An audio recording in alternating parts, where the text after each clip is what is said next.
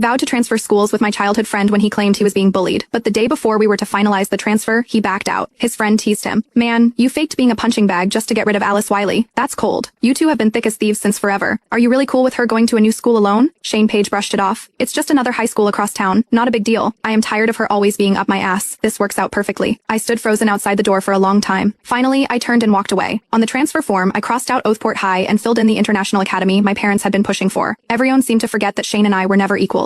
The moment I overheard the truth, my heart slammed against my ribs. In the past month, my childhood friend, Shane Page, had been feeding me stories of being jumped, framed, and humiliated at school. I threw myself into shielding him, but I couldn't block every blow. When it became unbearable, I suggested he transfer schools for a clean slate. That day, he was soaked from a bucket of ice water, his sharp cheekbones ghostly pale. He grabbed my hand, trembling. I can't face a new place alone. We'd been inseparable since kindergarten, walking to and from school together for over a decade. Deep down, I'd been nursing a quiet crush on him. So in a rush of loyalty, I promised, "Don't worry, Shane. I'll go wherever you go." But standing outside that private room, I realized it was all a cruel ruse to push me out of his life. Does he hate me that much? Inside, his friend kept talking. Alice is crazy about you. What if she falls for someone else out there? Her? Shane scoffed, as if the idea was absurd. She is so loyal she'd take a beating for me and not even flinch. You think she'd ever stop loving me? His friend muttered. I don't know, but she doesn't seem like someone you mess with. No chance, Shane said lazily. Our school is full of rich kids, but has she ever given any of them a second glance? His tone dripped with disdain as he continued. She is always up my ass. It's annoying. The room burst into laughter, sharp and mocking. I wanted to run, but my feet felt rooted to the floor, forcing me to endure the humiliation. One guy clicked his tongue. First time I've seen someone push away a girl who is crazy about them. Respect, bro. But if you are sick of her, why not just tell her? She doesn't seem like the type to pester you. Shane frowned. She is too intense. Being straight with her wouldn't be that easy. He paused, then dropped the real bombshell. Besides, Esther gets all torn up whenever she sees Alice. She only feels okay when I am there to hold her hand. I am doing this for Esther's sake. Alice will just have to deal with it for a bit. It clicked like a puzzle snapping together. Shane started faking the bullying just a week after Esther Howell was transferred to our school. You sly brat. A new girl shows up, and you are already whipped. Someone chuckled. But Esther has got that fragile damsel in distress vibe. Guys eat that up. Unlike her, Alice is sharp and always has that icy glare that keeps everyone at arm's length, no matter how gorgeous she is. That's a tough sell. The others piled on, tearing me apart like sharks on a feeding frenzy. Shane didn't stop them or defend me. He even nodded along, agreeing with their jabs. My heart sank into a dark, throbbing abyss. For a fleeting moment, I wanted to knock down that door and demand answers. Why did he lie? Did he feel even a flicker of guilt watching me get hurt for him? Did our years of friendship mean nothing? But my mom's words echoed in my mind. Don't waste energy on pointless battles. People don't turn rotten overnight. In the end, I turned and walked away.